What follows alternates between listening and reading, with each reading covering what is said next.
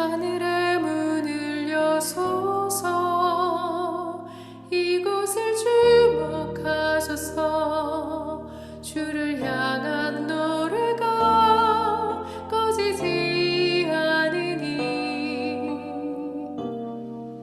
하늘을 열고 보소서. 이곳에 임재하소서. 주님을 기다립니다. 기도의 향기가 하늘에 닿으니 주여 임재하여 주소서. 이곳에 오셔서 이곳에 앉으소서. 이곳에서 드리는 예배를 받으소서. 주님의 이름이 주님의 이름만이 오직 주 이름만 이곳에 있습니다.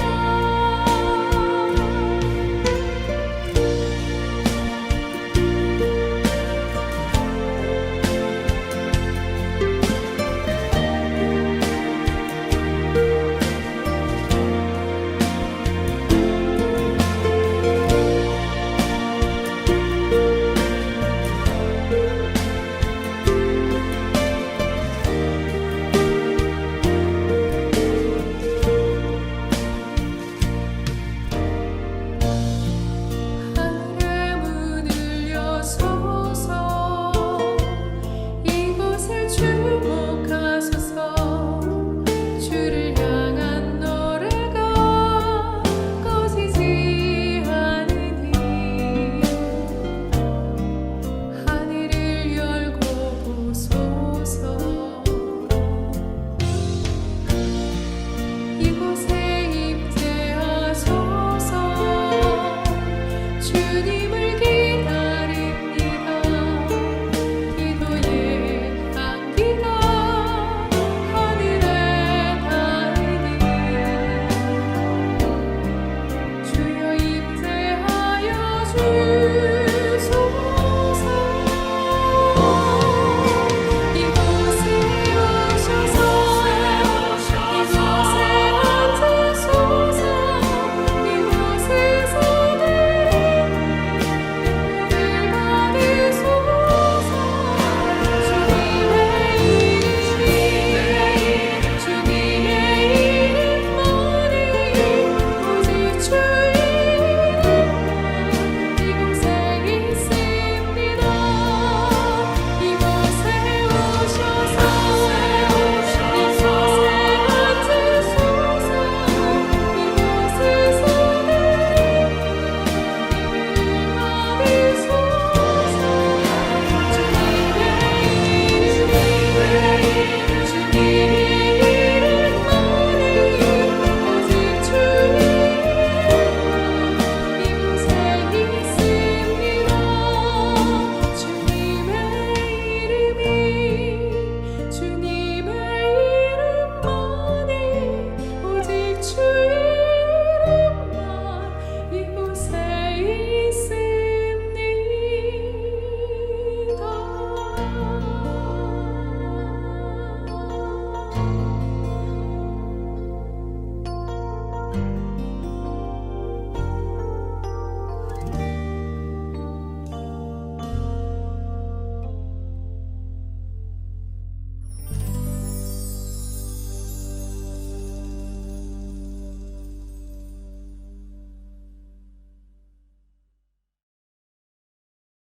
우리의 신앙을 하나님 앞에서 이렇게 고백합니다.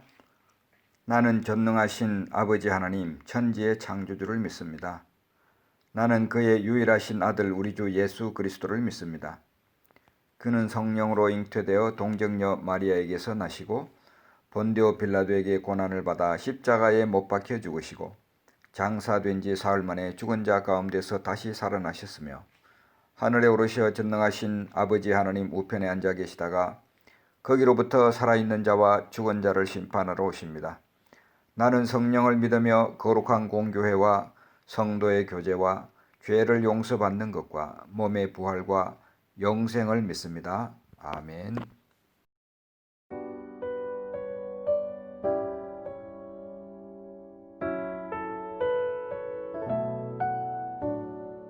이제 하나님 앞에 깨끗한 몸과 마음으로 나아가기 위해 자신을 돌아보며 자백하는 시간을 가지겠습니다.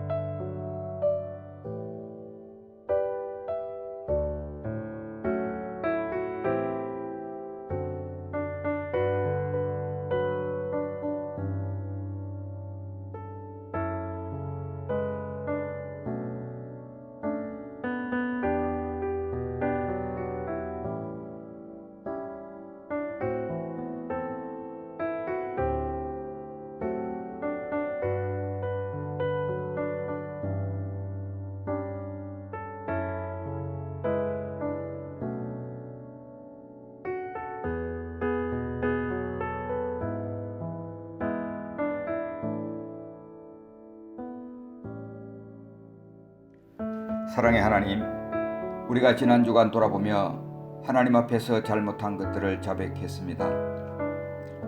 우리 중심으로 통회할 때에 그 상한 심령을 멸시치 않으시겠다고 주님은 약속해 주셨습니다. 만일 우리가 죄 없다 말하면 스스로 속이고 또 진리가 우리 속에 있지 아니할 것이요, 만일 우리가 우리 죄를 자백하면 그는 미쁘시고 의로우사 우리 죄를 사하시며 우리를 모든 불의에서 깨끗하게 하실 것이요. 아버지 하나님, 우리가 있는 그대로 하나님 앞에 자백할 때에 주님은 그 자백을 받으시고 신실하시고 의로우신 주님께서 우리 죄를 사하여 주겠다고 약속하셨습니다. 또한 사할 뿐만 아니라 모든 불의에서 우리를 깨끗하게 하신다고 약속하셨습니다. 주님의 약속을 우러러봅니다. 우리를 사유하시고 우리를 깨끗하게 하시고 우리의 예배를 받아 주옵소서. 예수님의 이름으로 간절히 기도하옵나이다. 아멘. 오늘 성경 본문 말씀 요나서 3장 1절에서 10절까지 다 같이 합독하시겠습니다. 여호와의 말씀이 두 번째로 요나에게 임하니라. 이르시되 일어나 저 큰 성읍 니느웨로 가서 내가 네게 명한 바를 그들에게 선포하라 하신지라. 요나가 여호와의 말씀대로 일어나서 니느웨로 가니라. 니느웨는 사흘 동안 걸을 만큼 하나님 앞에 큰 성읍이더라. 요나가 그 성읍에 들어가서 하루 동안 다니며 외쳐 이르되 40일이 지나면 니느웨가 무너지리라 하였더니 니느웨 사람들이 하나님을 믿고 금식을 선포하고 높고 낮은 자를 막론하고 굵은 베옷을 입은지라. 그 일이 니느웨 왕에게 들림에 왕이 보좌에서 일어나 왕복을 벗고 굵은 베옷을 입고 제 위에 앉으니라. 왕과 그의 대신들이 조서를 내려 니느웨에 선포하여 이르되 사람이나 짐승이나 소떼나 양떼나 아무것도 입에 대지 말지니 곧 먹지도 말 것이요 물도 마시지 말 것이며 사람이든지 짐승이든지 다 굵은 베옷을 입을 것이요 힘써 하나님께 부르짖을 것이며 각기 악한 길과 손으로 행한 강포에서 떠날 것이라. 하나님이 뜻을 돌이키시고 그 진노를 그치사 우리가 멸망하지 않게 하시리라. 그렇지 않을 줄을 누가 알겠느냐 한지라. 하나님이 그들이 행한 것 곧 그 악한 길에서 돌이켜 떠난 것을 보시고 하나님이 뜻을 돌이키사 그들에게 내리리라고 말씀하신 재앙을 내리지 아니하시니라. 아멘. 오늘 말씀의 제목은 한 번 더 기회를 주시는 하나님입니다.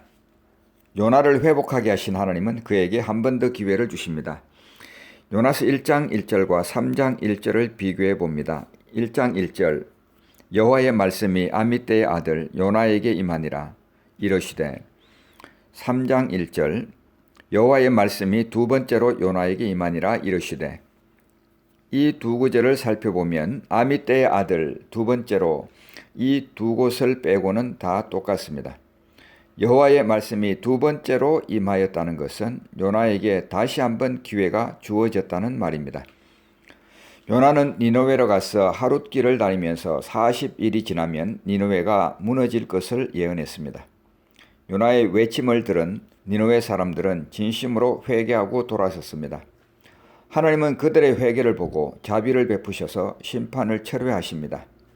오늘 이 말씀을 통해서 세 가지 요점을 살펴보고자 합니다.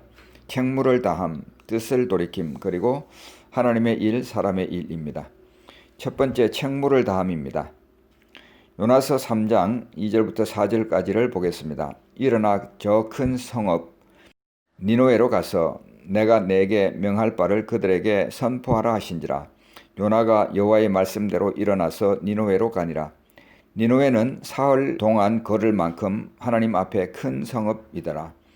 요나가 그 성읍에 들어가서 하루 동안 다니며 외쳐 이르되 40일이 지나면 니느웨가 무너지리라 하였더니 자, 하나님께서 일어나라고 하였습니다. 3절에 요나는 일어났습니다. 하나님께서 니느웨로 가라 하십니다. 3절 말씀 후반부에 그는 일어나서 니느웨로 갔습니다. 그리고 하나님께서 선포하라고 하셨습니다. 4절에 요나는 거기에 가서 선포하고 외쳤습니다. 요나가 회개했다는 것은 자기의 책무를 다하는 것으로 나타났습니다. 이것은 1, 2장에서 보여준 요나의 태도와 많이 차이가 납니다. 요나서 1장 5절에 보면 요나는 배 밑층에 들어가 누워 깊이 잠이 들었습니다. 나 몰라라 하는 태도입니다. 요나서 1장 7절 말씀은 제비가 요나에게 뽑혔습니다. 제비가 뽑힐 때까지 요나는 나서지 않았습니다. 방관하는 태도를 보였던 것입니다. 요나서 1장 12절을 보면 나를 들어 바다에 던지라고 합니다. 요나가 바다에 빠지면 살 수 있으리라고 생각하고 한 말은 아니었습니다. 그가 가진 상식은 바다에 빠지면 죽는 것이었습니다. 이것은 누구나가 다 아는 상식입니다. 그래서 선원들도 가능하면 요나를 바다에 던지지 않고 살리려고 온갖 노력을 다했습니다. 나를 들어 바다에 던지라. 이것은 회개일까요? 아니면 체념일까요? 요나의 태도는 회개라기보다는 체념이었습니다. 그는 생명을 끊음으로써 의무를 끝내려고 했습니다. 회개는 자기 반성하는 것 이상입니다. 회개는 죄에 대한 시인보다 더 나아가야 합니다. 회개는 책임을 지는 것보다 더 깊은 차원으로 나아가야 합니다. 자기 목숨을 끊는 것은 책임을 지는 것보다는 책임을 회피하는 태도입니다. 진정한 회개는 자신이 감당해야 할 책무를 다하는 것입니다. 나를 들어 바다에 던지라. 그는 남을 시켜서 자살을 선택한 것입니다. 요나는 자기 목숨을 끊는 인당수법을 통해서 책임을 면하려 했습니다. 그러나 죽음은 결코 문제의식의 해결의 열쇠가 아닙니다. 죽음은 문제의 끝도 아닙니다. 자살은 남아있는 자들에게 무서운 부담과 고통을 안겨주는 책임 회피입니다.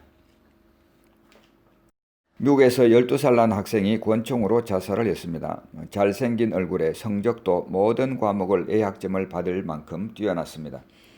그리고 스케이트 대회에서 여러 차례 1등을 하기도 했습니다. 죽기 전에 그는 시카고에서 열리는 스케이트 대회에 나가고 싶어 했습니다. 그런데 자기 엄마가 학생이 공부는 안 하고 시카고까지 스케이트 대회에 참석하려 하느냐는 핀찬을 주었습니다. 그는 아무 말도 하지 않고 2층 아버지 방에 가서 서랍에서 권총을 꺼내 머리에 대고 쏘아 자살을 하고 말았습니다. 스스로 죽음을 선택하는 것은 결코 책무를 다하는 태도가 아닙니다.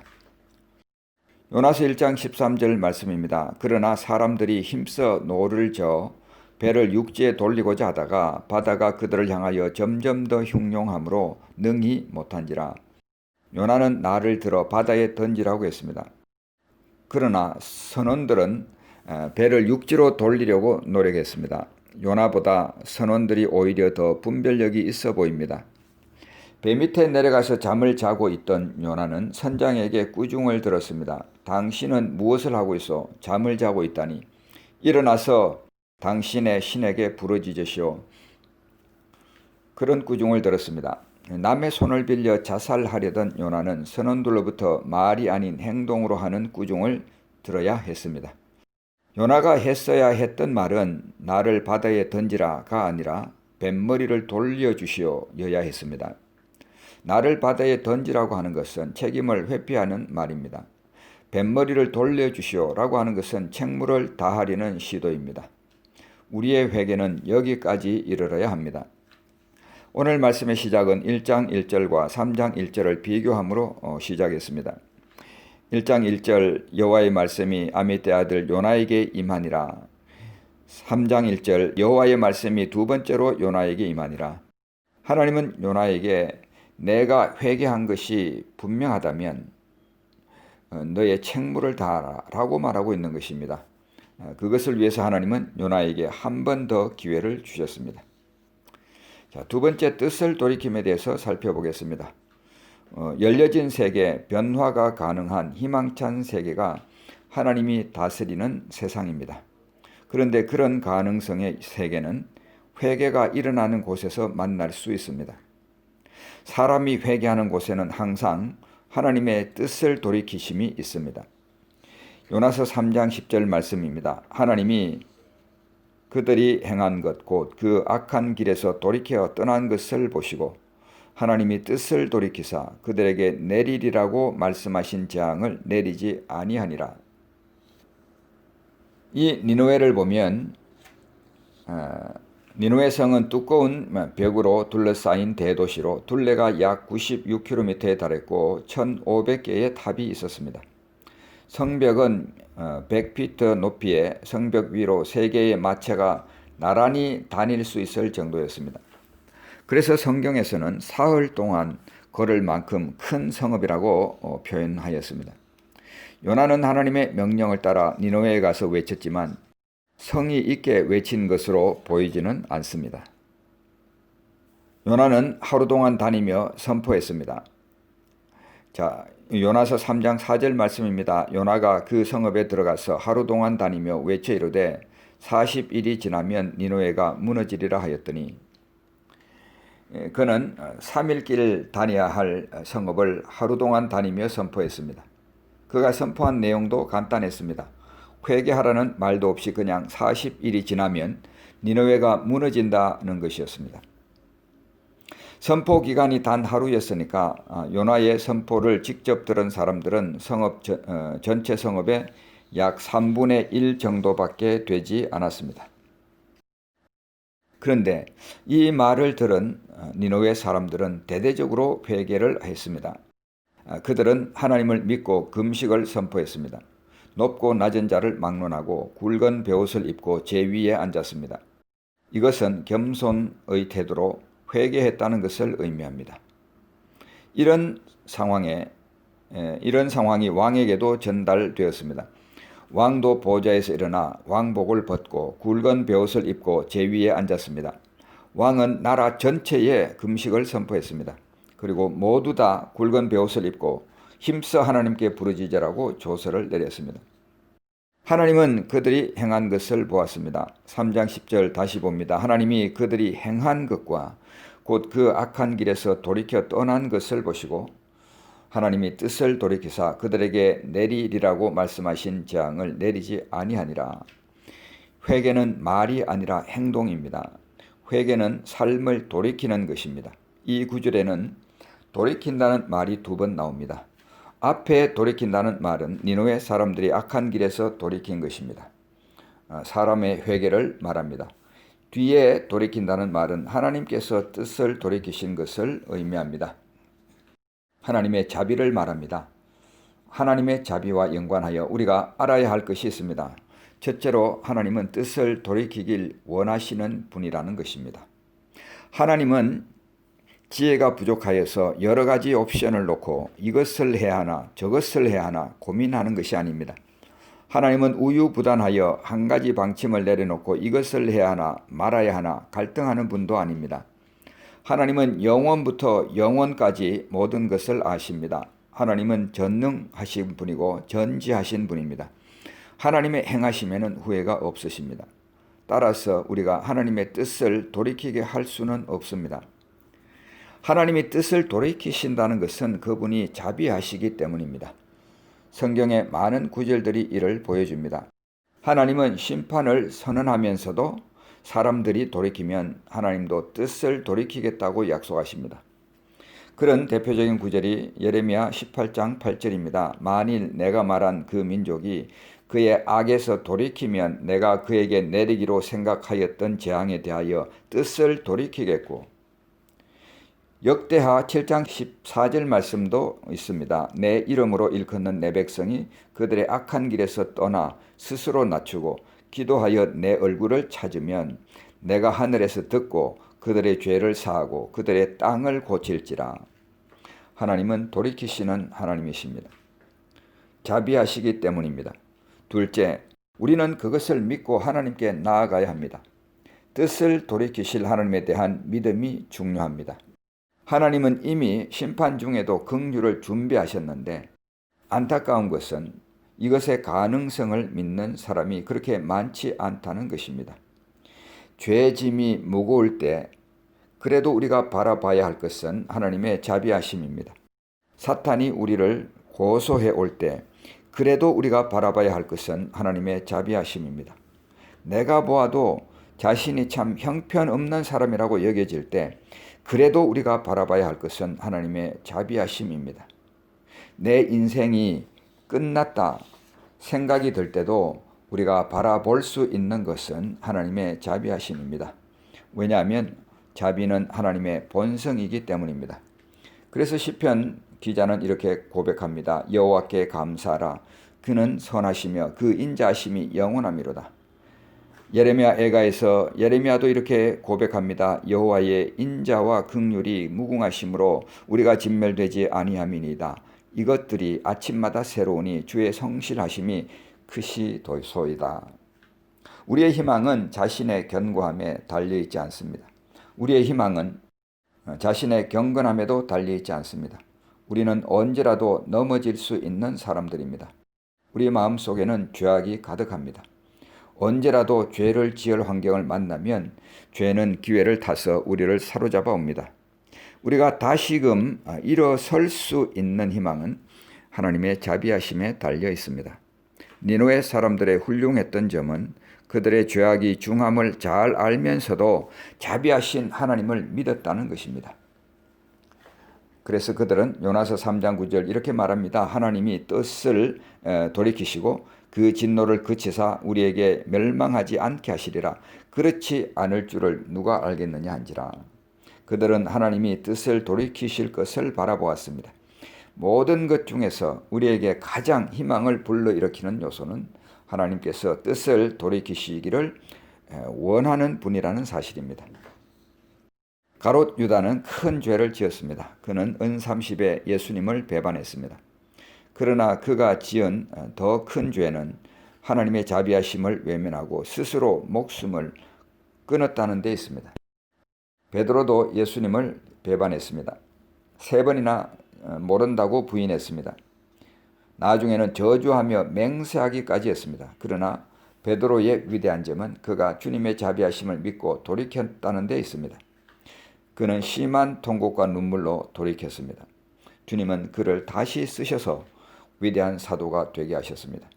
우리의 큰 소망은 하나님께서 뜻을 돌이키시기를 원하신다는 데 있습니다. 하나님이 뜻을 돌이키시는 것에는 우리의 구원이 있습니다. 하나님이 뜻을 돌이키시는 것에는 하나님의 영광이 있습니다. 하나님은 자비를 베풀기를 주저하거나 후회하지 않으십니다. 우리 영혼이 피곤하여 아무것도 할 수 없을 때조차도 우리는 하나님의 자비의 바다에 누워서 송장 헤엄을 칠 수 있습니다. 마지막으로 하나님의 일, 사람의 일을 살펴보겠습니다. 요나서는 이스라엘 백성들의 선민의식을 뒤집는 파격적인 사건이었습니다.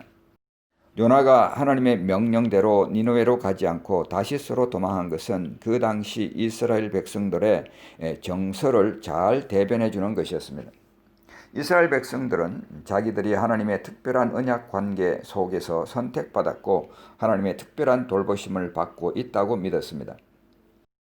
이 선민의식은 시간이 지남에 따라서 다른 민족과 종족에 대한 배타성으로 나타났습니다. 특히 이스라엘을 적대시하는 아수르는 그들이 생각할 때 구원받을 수도 없고 구원받아서도 안 되는 존재로만 인식되었습니다. 요나서는 하나님께서 이방인의 구원에도 관심이 있으신 분이라는 점을 분명히 가르쳐 줍니다. 이방인이 회개하는 것을 집중적으로 묘사함으로써 하나님의 구원의 역사가 전 세계적으로 이루어질 것을 암시하고 있습니다. 한편 요나는 하나님께서 자신의 구원의 역사를 이루어감에 있어서 사람을 어떻게 사용하시는가를 보여줍니다. 하나님은 이 일을 이룸에 있어서 요나라는 한 사람을 사용하셨습니다.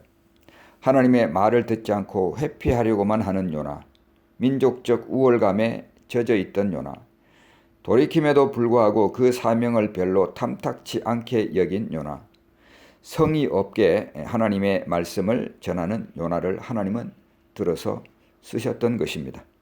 요나서 3장 1절과 2절을 다시 봅니다. 하나님의 말씀이 두 번째로 요나에게 임하니라. 이르시되 일어나 저 큰 성읍 니느웨로 가서 내가 내게 명한 바를 그들에게 선포하라 하신지라. 차라리 하나님께서 직접 하셨다면 훨씬 더 쉬웠을 것입니다. 이런 수고를 안 해도 될 수 있었습니다.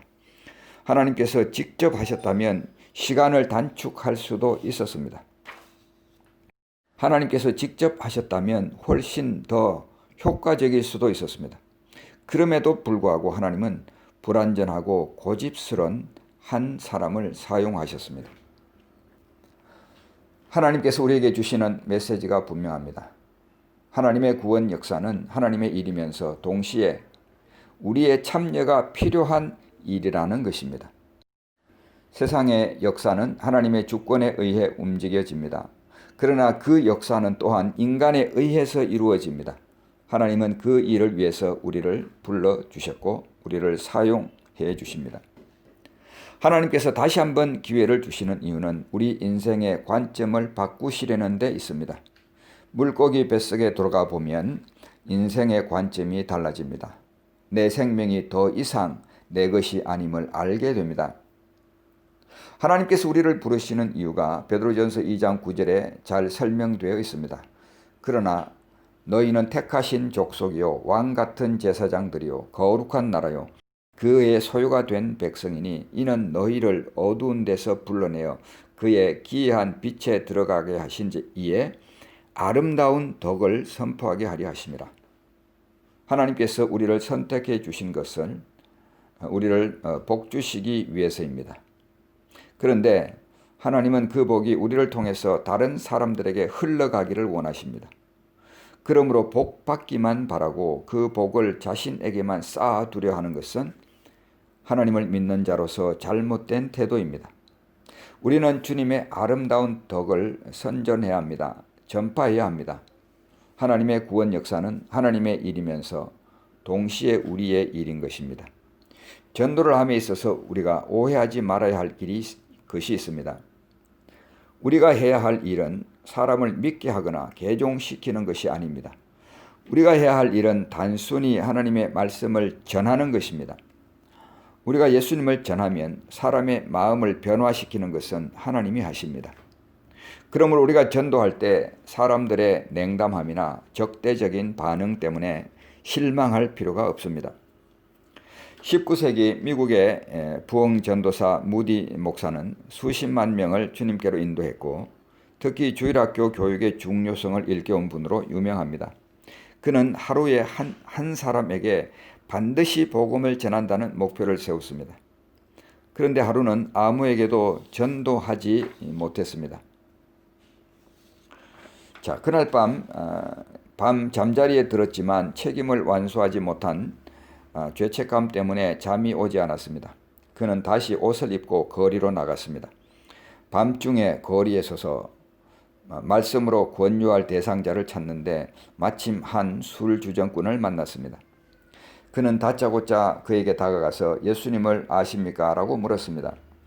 그 주정꾼은 예수라는 말을 듣자마자 화부터 벌컥 내었습니다. 그래서 무디는 이 사람을 피해서 기다시피 집으로 돌아왔습니다. 그런데 그 후 3개월이 지나서 문을 두드리는 소리가 났습니다. 나가서 문을 열어보니까 예전에 그 술 주정꾼이었습니다. 그분이 고백하기를 그날 밤 예수님을 아느냐는 말에 크게 화를 냈지만 그로부터 그 말이 내내 귓전에 떠나지 않아서 예수를 믿기로 했다는 것이었습니다. 무디 목사가 했던 말은 고작 예수님을 아십니까? 였습니다. 그 술 주정꾼을 변화시키신 것은 하나님이셨습니다. 미국이 낳은 세계적인 성악가 마리안 앤더슨이라는 사람이 있습니다. 신비한 목소리를 가진 앤더슨이 무대에서 노래를 하면 청중이 모두 넋을 잃고 도취되어 노래가 끝난 줄도 모를 정도였습니다. 그녀의 명성이 높았고 명성이 높은 만큼 부도 쌓여갔습니다. 그러나 집에 돌아오면 너무나 고독해서 그 고독감을 이기지 못하여 자살을 결심했습니다. 성탄절이 가까우던 그때에 한 팬으로부터 성탄 카드를 받게 되었습니다. 거기에는 이렇게 적혀 있었습니다. 마리안 앤더슨, 당신은 참으로 위대합니다. 그러나 그보다 더 귀중한 것은 주님의 은혜입니다. 라고 쓰여 있었습니다. 이것을 읽은 앤더슨은 전기에 감전된 것처럼 떨며 무릎을 꿇고 주님께 기도하기 시작했습니다. 주여, 당신의 은총이 위대함을 깨닫게 하소서. 자신의 명예와 부가 위대한 줄 알았을 때는 죽고 싶도록 고독했습니다. 그러나 주님이 위대하신 것을 깨닫고 나니까 기쁨이 오고 용기를 얻게 되었습니다. 그 이후에 그녀는 공연 후에 기립박수를 받을 때마다 청중을 향하여서 이 모든 영광을 주님께 돌리겠습니다. 그리고 많은 사람을 주님께로 인도하는 위대한 삶을 살았습니다. 그녀의 팬이 했던 말은 하나님의 은총이 더 귀중합니다. 라는 짧은 말이었습니다. 마리안 앤더슨을 변화시킨 것은 하나님이셨습니다. 인천 주안교회에 안강자 집사라는 분이 있습니다. 지금은 권사님이 되셨습니다. 이 집사님이 역전에서 전도할 때 일이었습니다. 어느 젊은이에게 예수 믿고 구원받으세요 라고 했습니다. 그러자 그 청년은 왜 구원받냐, 10원 받지 하면서 시비를 걸다가 구두발로 허벅지를 차서 피멍이 들게 했습니다. 안 집사는 아파서 주저앉으면서도 그 청년의 영혼을 위해서 기도했습니다. 그로부터 일주일 후에 전화가 왔습니다. 저는 김이라고 하는 사람입니다. 내가 바로 당신을 때린 사람입니다. 나는 예수님을 믿겠습니다. 일주일 동안 잠 한숨 못 잤습니다. 잠만 자면 지옥이 보여서 고통스러워 죽겠습니다. 그 청년은 예수님을 믿고 신학을 공부하고 나중에 선교사가 되었습니다. 안 집사가 했던 말은 예수 믿고 구원받으세요 였습니다. 그 청년을 변화시킨 것은 하나님이셨습니다. 안 집사는 1990년 한 해 동안 1,400명을 전도했습니다. 그녀는 예수 믿지 않는 사람에게 전도하지 않는 것은 영적 살인자라고 말했습니다. 윌리엄 부스라는 사람이 있습니다. 어느 날 술 취한 사람에게 전도를 했습니다. 그 사람이 빈정거리며 말했습니다. 이보시오. 내가 정말 지옥과 천국이 있다는 걸 확신한다면 당신처럼 이렇게 소극적으로 전도하지는 않겠소. 나라면 더 열정적으로 전도할 거란 말이요. 이 말에 충격을 받은 부스는 그때부터 적극적이며 열렬하게 전도하였고 많은 구제 활동도 했습니다. 이 사람이 세운 것이 바로 구세군이었습니다. 이슬람권의 자살특공대는 1987년부터 시작이 되었습니다. 이 자살특공대는 2000년 12월 무장 세력들이 자폭을 순교 행위로 채택하면서 더욱 본격화되었습니다. 자살 특공대의 종교적인 기반은 코란에 명시되어 있는 지하드입니다. 성전, 소위 성전이라고 하는 것입니다. 거룩한 전쟁이라는 것입니다. 지하드는 자기 정화와 깨달음, 자기 개발을 위한 스스로의 싸움이 우선입니다. 두 번째가 이슬람의 가치를 훼손당했을 때 적과 상대에 싸우는 외부 세계를 향한 전쟁입니다.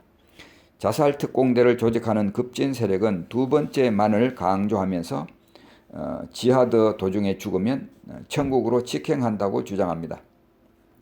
주로 자살 특공대원들은 아버지가 이스라엘군에 의해 희생돼 고아로 자라면서 이스라엘과 서방 국가에 뿌리 깊은 복수심을 갖고 있는 10대 후반이나 20대가 많습니다. 이슬람권 곳곳에서 죽어가는 영혼들을 보십시오. 자살 특공대 지원자는 차고 넘치는데 영혼 구원을 위해 나서는 성도들은 너무나도 적습니다. 오늘 말씀을 맺도록 하겠습니다. 하나님은 한 번 더 기회를 주시는 하나님이십니다. 그 기회를 통해서 우리 인생이 무엇인지, 우리 인생의 중요한 것이 무엇인지를 생각하게 하십니다. 그리고 우리가 책무를 다하기를 하나님은 기대하십니다. 하나님은 좌우를 분별하지 못하는 사람들을 바라보면서 우리에게 눈길을 주고 계십니다. 보통 한 사람이 예수님을 믿기까지 16번의 전도를 받는다는 통계가 있습니다. 사람들의 반응 때문에 주눅들 필요가 없습니다. 지금 반응이 시원치 않다고 실망할 필요가 없습니다. 사랑하는 성도 여러분, 하나님께서 주시는 또 한 번의 기회의 의미를 깨달아서 자신에게 집착하는 삶을 내려놓고 주님의 아름다우심을 바라보면서 그 아름다우심을 다른 사람들에게 전파하는 아름다운 발들이 되시기를 우리 주님의 이름으로 축복합니다. 기도하겠습니다. 하나님 아버지, 요나는 하나님의 부름을 받았습니다. 말씀을 듣고도 그 말씀을 회피하려고 도망했습니다. 그는 죽음으로써 책임을 끝내려고 하였습니다. 그러나 하나님께서 그를 다시 살리시고 다시 한번 기회를 주셨습니다. 그리고 그에게 하시는 주님의 말씀은 너의 책무를 다하라는 것이었습니다. 하나님 아버지, 우리가 살아가는 인생 동안 무엇이 중요한지 깨달을 수 있는 은혜를 주시옵소서. 왜 살아야 하는지 하나님께서 부르신 그 목적에 우리의 눈을 돌릴 수 있게 하여 주시기를 간구합니다. 하나님, 그리하여서 우리 주변을 돌아보게 하시고 좌우를 분변치 못하는 사람들 볼 수 있게 하여 주시옵소서. 우선 행복한 것처럼 보이더라도 고독 속에 살아가고 있는 사람들을 보게 하시고 우리의 연약한 말이라도 하나님 아버지 주님을 소개할 수 있게 하시고 주님을 전할 수 있는 우리들 되게 하여 주시옵소서. 주님을 선포하고 주님의 아름다우심을 전하는 아름다운 발들이 되게 하여 주시옵소서. 예수님의 이름으로 간절히 기도하옵나이다. 아멘.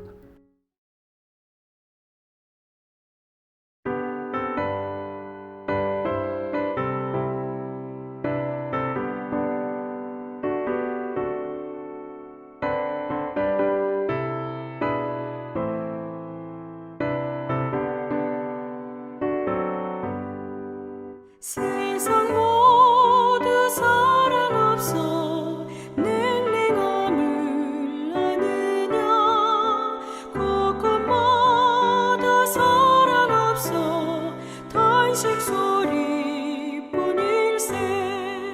악을 선게 만들고 모든 소망 이루는 사랑 얻기 저들 오래 참았네. 사랑 없는 까닭에 사랑 없는 까닭에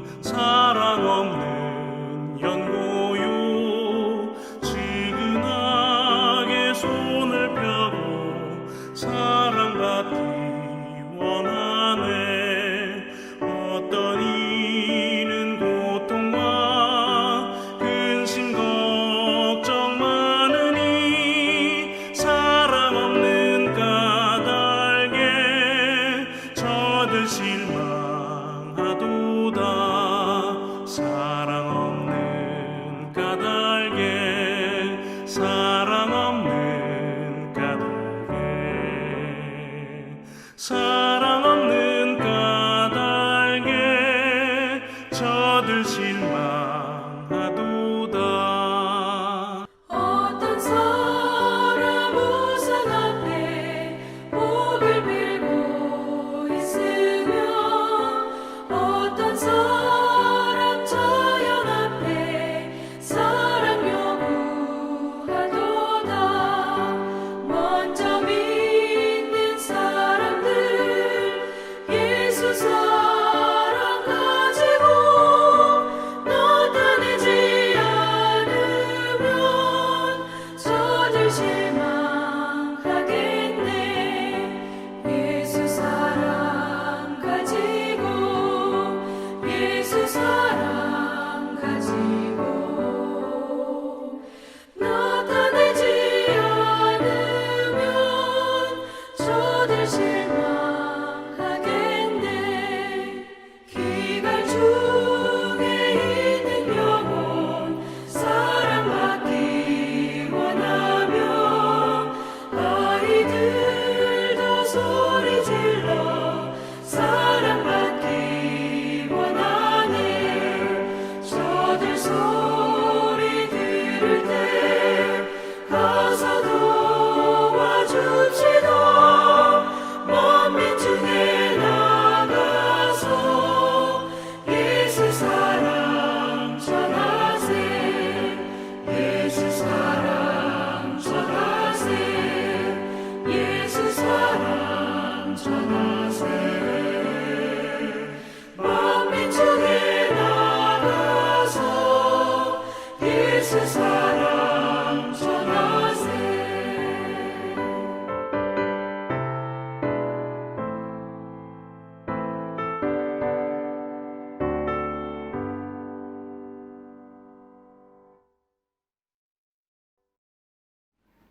다 같이 머리를 숙이고 기도하겠습니다.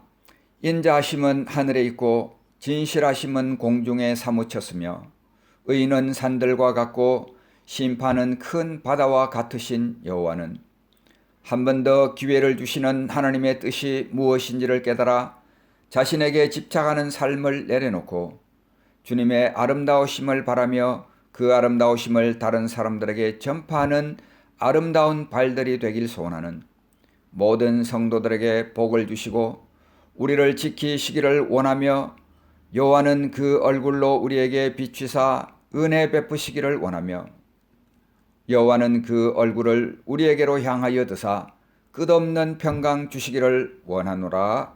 아멘.